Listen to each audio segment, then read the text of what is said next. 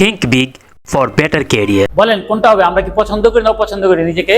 But we always dislike our. আমি যদি আমাকে পছন্দ করতাম না, আমাকে সুস্থ রাখ, আমাকে জ্ঞান দিতাম, আমার এই বডিটাকে বাসে ঝুলে আসতাম না, অমুক স্যারের মতন গাড়ি দিয়ে আসতাম, আমার বাসায় একটা এসি থাকতো, রাতের বেলা ঘুমাইতে গেলে ঘাটটা ঘামাইতো না, একটা সাউন্ড ঘুম দিতে পারতাম, আমি যদি আমাকে ভালোবাসতাম, তাহলে বলেন স্যার সমস্যাটা কোন জায়গায়?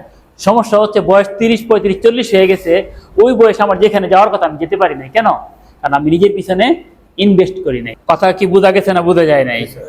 আমি কি ভাঙ্গে কিছু বলতে বলি? আর অমৃত মেসেজ থেকে ক্লিয়ার। আমরা মুখে বলি আমরা আমাদেরকে লাইক করি, কিন্তু আমাদের অ্যাক্টিভিটিস গুলা কি আমাদের ডিসলাইক করার মতো না? 40 বছর হয়ে গেছে, আমার বেতন 30,000 টাকা, বাবার ওষুধ 10,000, মার ওষুধ 10,000, বাড়ি ভাড়া 10,000, খাইবেন কি, ছেলে মেয়ে পড়াশোনা খরচ দিবেন। তার মানে কি আমি নিজের প্রতি ইনভেস্ট করি নাই বলে আমার বয়স বাড়তে ইনকাম বাড়ে নাই? তাহলে আমি বলতেছি আমাকে লাইক করি, কাজ তো ডিসলাইকের। সব বাদ, সিম্পলে আসে। এবার নিজেকে লাইক যদি করেন, নিজেকে ভালো রাখার একটা একদম মিনিমাম একটা জায়গা হলো প্রতিদিন আধা ঘন্টা থেকে 1 ঘন্টা এক্সারসাইজ করা, 7 থেকে 8 ঘন্টা ঘুমানো। এটা করতে তো আর টাকা পয়সা লাগে না, লাগে কিনা? 7 থেকে 8 ঘন্টা আমরা ঘুমাই না, আমাদের টাইম নাই ঘুমানোর। আমাদের টাইম যারা আছে তারও নাই, কারণ রাতের বেলা তো 2 ঘন্টা শেষ ফেসবুক বা ইউটিউব বা অন্য কিছু দেখা 11টা বাজে ভাই ঘুমানো যায়, 10:30 থেকে 11টা বাজে ঘুমানো যায়, ফ্যাক্টরি 10:30, 11টা পর্যন্ত চলে না, ঘুমানো যায়। সকালবেলা আধা ঘন্টা 1 ঘন্টা এক্সারসাইজ করা যায়। এটা হচ্ছে নিজেকে ভালো রাখার, মানে আপনার টাকা পয়সা ইনকাম হবে না, কিন্তু শরীরটা ফুরফুরা থাকবে, মাথাটা ফাংশনাল থাকবে। আমরা তো ওই কাজটাও করি না, করি কি? তাহলে আমরা মুখে বলতেছি আমরা আমাকে লাইক করি, আসলে আমাদের প্রত্যেকটা অ্যাক্টিভিটিস কি আমাকে ডিসলাইক করা। তো এই জায়গা থেকে কি আমরা বেরিয়ে আসতে পারবো? কবে থেকে? কেমনে, কিভাবে? এক্সারসাইজ করা তো অনেক কষ্টের। বলে স্যার আপনি কি বলেন, নিজেকে লাইক করি বলেই তো এক্সারসাইজ করি না। এক্সারসাইজ করলে স্যার শরীর দিয়ে ঘাম বের হয়, হ্যাঁ, অনেক কষ্ট হয়। কি হবে, এক্সারসাইজ করলে কষ্ট হয় না? তাহলে তুমি তো লাইক করে দেখে এক্সারসাইজ করো না, নাকি? রাইট না? হ্যাঁ, মাহমুদুল্লাহ কত বোকা, হ্যাঁ, নিজের লাইক করে বইলা কি পরিশ্রমটা করছে, দলে চান্স পাবে কি না পাবে এটা আমি জানি না, কিন্তু পরিশ্রমের কমতি রাখছে, নিজেকে লাইক করছে বলে তো পরিশ্রমটা করছে, তাই না? মাথা উঁচু করে যেন আমার বিদায় নিতে পারি আমি। মাথা অনেক উঁচু না এখন, সবার আগে একজন নিলে কারণ নিতে হয়। মাহমুদুল্লাহ তো অটো চায়, তাই না?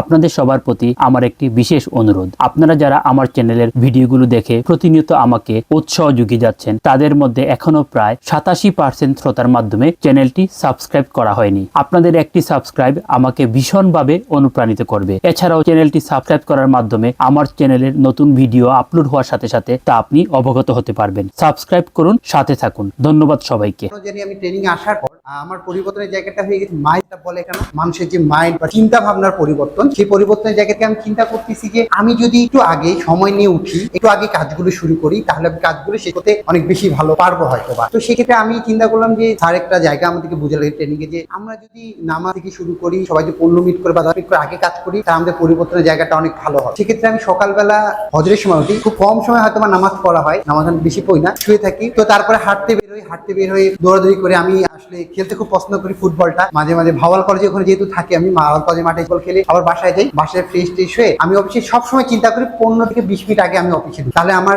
অফিসে ঢুকলে আমার কাজগুলো অনেক সহজ হয়ে যায়। আমি যখন 15 থেকে 20 মিনিট আগে অফিসে ঢুকি আমাকে আমার কম্পিউটারটা অন করতে হয়, কম্পিউটার অন করতে অনেক সময় লেগে যায়। তো 8টার দিকে যাদের সঙ্গে যাচ্ছি সবাই দাঁড়িয়ে গিয়েছে, সেক্ষেত্রে আমাকে কাজটা লেট হয়ে যাচ্ছে। আমি 15-20 মিনিট আগে আমি আমার কাজগুলোকে গুছিয়ে রাখি, যে আমি কম্পিউটারটা অন করে রাখি, আমি সবকিছু গুছিয়ে রাখি, কিভাবে কাজ করে প্ল্যানটা করে রাখি। তারপর আমার কি হয়, আমার যে মানুষগুলো আছে, যে মানুষগুলোর সাথে আমি কাজ করি, যাদের সাথে খুব কমিউনিকেশন আমার, সেই মানুষগুলো আমি প্রথম অবস্থায়, আমি কিন্তু ফার্স্ট এখানে কাজ করা আমার এই গার্মেন্টস সেক্টর আমি কখনোই কাজ করি। ফার্স্ট কাজ করতে প্রথম যখন আমি কাজ করতাম তখন অবস্থা থাকতো, আমি একটা রিপোর্ট করতে 6 ঘন্টাও লাগিয়েছি। মানে আমি সকাল 8টার দিকে রিপোর্ট শুরু করতাম, 6 ঘন্টা লেগে গেছে, দুপুরও পার হয়ে যাচ্ছে, আমার রিপোর্ট ছাড়তে পারি না। এখন সেই রিপোর্ট করতে আমার 2 ঘন্টা সময় লাগে। সেই জায়গাগুলো পরিবর্তন হয়েছে। আমি হয়তো বা চিন্তা করবো যে স্যারের জন্য, স্যারকে অবশ্যই আমার অন্তরস্থল থেকে স্যারকে ধন্যবাদ। এত সুন্দর একটা জিনিস আমাদের মাথায় ঢুকিয়ে দিয়েছে। অবশ্যই আমার মাথায় কাজগুলো যদি আমি প্ল্যান করে একটু আগে থেকে শুরু করি, সেই কাজগুলোর ফলাফলগুলো অনেক ভালো হয়। স্যার আর কিছু যদি ভালো জায়গার দিক থেকে বলে থাকি, সেটা আমার প্রফেশনাল লাইফ হোক আর পারিবারিক লাইফ হোক, আমি এখন কিন্তু বাসায় যে নক করে ওয়েট করি যে আসলে কোনো সমস্যা হচ্ছে কিনা। যে মানুষকে যদি আমি সহযোগিতার জায়গাটায়, আমার কাজের জায়গাটা একটু অগ্রসর হই, অবশ্যই ওই মানুষটা আমার দিকে অগ্রসর হবে।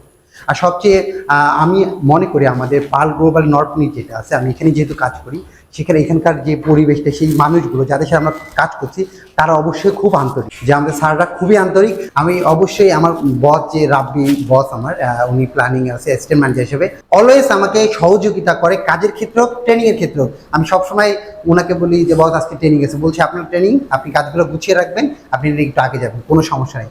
কোনোদিন আমাকে না বলেননি। রাব্বি বস আছে, মানে আমি ওভারঅল অন্য মানুষদেরকে দেখছি উনি সবসময় সহযোগিতা করে, অবশ্যই আমার বসকে ধন্যবাদ। আর আমাদের যে স্যার আছে বিলাস স্যার, ইনি আমাদেরকে যে কোনো জিনিসেই সহযোগিতা করে। আমি পার্সোনালি একদিন প্রশ্ন করেছিলাম আমি আমার পড়াশোনার ক্ষেত্রে, তো স্যার একটা খুব ভালো সলিউশন দিয়েছিল। স্যার আমি ওই অনুযায়ী চেষ্টা করতেছি ইংলিশটা শেখার জন্য, ইংলিশটা যেন ভালো করতে পারি। আর অবশ্যই একটা জিনিস সবাইকে জানা উচিত, লার্নিং মুড সবচেয়ে ভালো মুড। লার্নিং মুডে যদি আমরা থাকি তাহলে আমি আমার এখন যে জায়গায় আছি অবশ্যই সামনে অনেক ভালো জায়গা যাব। আর শেষে একটা কথা আমি বলে যাই, স্যার যদি এরকম কখনো শুরু হয়, আমাদের বিলাস স্যার যদি এরকম কখনো সুযোগ থাকে রিফ্রেশার্স একটা ট্রেনিং করানোর জন্য, স্যার মনে হয় এরকম সুযোগ থাকলে আমি আমার ম্যানেজমেন্টকে যদি আপনি বলে থাকেন যে এই ট্রেনিংটা আমরা যারা আছি, যারা শিখছি, তাদেরকে কোনো সময় 1 বা 2 দিন বসে রিভিউ করার জন্য, যে আমাদের বাস্তবতা আমরা কোন পরিবর্তন করছি, কি কাজের জায়গা আছি, সেটা যদি থাকে, এটা আমাদের একটা 2 মাস পরে আপনাদেরকে ডাকা হবে একদিনের জন্য রিফ্রেশার ট্রেনিং। অবশ্যই স্যার, এটার জন্য। আর আমি চাবো আমি যেমন পরিবর্তন করতেছি আমার সবাই জন্য এভাবে পরিবর্তন করি, এবং আমি আমার পরিবর্তনটা আমার এলাকার যারা পাশে থাকে তাদেরকে অবশ্যই পরিবর্তন করব। এই প্রত্যয়ে আজকে শেষ করলাম। অনেক ধন্যবাদ জনিকে, অনেক ধন্যবাদ, অসাধারণভাবে বলছেন। জনির জন্য একটা চকলেট। জি, থ্যাংক ইউ সো মাচ। জি, জনি অল্প ব্রিফের মধ্যে সুন্দরভাবে বলছেন এবং জনি টাইম ম্যানেজমেন্টকে হাইলাইট করছেন। একটা কথা আছে যে সময় চলে যাচ্ছে, এটা খুব দুঃখের এবং আতঙ্কের, বাট আনন্দের বিষয় হচ্ছে আই এম দ্য পাইলট, নিয়ন্ত্রণ আমার হাতে। তো আসলে আমরা যদি সময়টাকে কন্ট্রোল করতে পারি, জীবনটা আমার কন্ট্রোলে চলে আসবে। এই জায়গাটাতে আমরা দেখা যাচ্ছে 24 ঘন্টা আমাদের হচ্ছে না, 26 ঘন্টা দিলে কি হবে? আমি আপনাদের বলে থাকি যে দেশে বড় বড় কর্মকর্তাগণ বা যারা দেশ চালান, তাদের কিভাবে 24 ঘন্টায় হয়।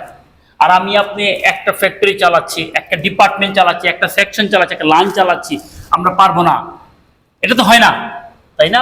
ওই জায়গায় আমাকে যেহেতু দেশের দায়িত্ব দেওয়া হয় নাই, একটা এলাকার দায়িত্ব দেওয়া হয় নাই, একটা ফ্যাক্টরির দায়িত্ব দেওয়া হয় নাই, একটা ডিপার্টমেন্টের ছোট্ট একটা জায়গার দায়িত্ব দেওয়া হয়েছে, ওইখানে কি আমি সেরা হতে পারবো না? আমার দিনে 30-40টা লোককে কি আমরা সুন্দরভাবে চালাতে পারবো না? এটাই আমাদের প্রত্যয়। ওই জায়গাতে আমি সেরা লিডার হই, ওই 30-40 জনের জীবনে আমি ছাপ রেখে যাই। সবাই যেন বলে আজীবন অমুক স্যার নামে একজন স্যার ছিল, অমুক ইনচার্জ, অমুক সুপারভাইজার, অমুক পিএম স্যার। এই কথাটা যেন আমার জীবনে সবাই বলে। আমি না থাকলে বা আমি মরে গেলে সবার যেন দিলের মধ্যে কষ্ট লাগে, ওই স্যার আমি এইরকম একজন লিডার হবো। পারবো না ইনশাআল্লাহ? Very good. একটি কথা সব সময় মনে রাখবেন, জীবনকে সফল ও সার্থক করার জন্য সব সময় লার্নিং মোডে থাকুন এবং যা শিখলেন বাস্তবে তা প্রয়োগ করার চেষ্টা করুন। ভিডিওটি থেকে যদি আপনি কোনোভাবে উপকৃত হয়ে থাকেন তাহলে লাইক করুন এবং কমেন্ট বক্সে আপনার মূল্যবান পরামর্শ দিন। এরকম লাইফ চেঞ্জিং ভিডিও সব সময় পাওয়ার জন্য সাবস্ক্রাইব করে বেল আইকনটি প্রেস করে রাখুন, যাতে করে এই চ্যানেলের সব ভিডিও সহজে আপনার নিকট পৌঁছে যায়। এতক্ষণ ধৈর্য ধরে ভিডিওটি শোনার জন্য আপনাকে অনেক ধন্যবাদ। Think big for better life.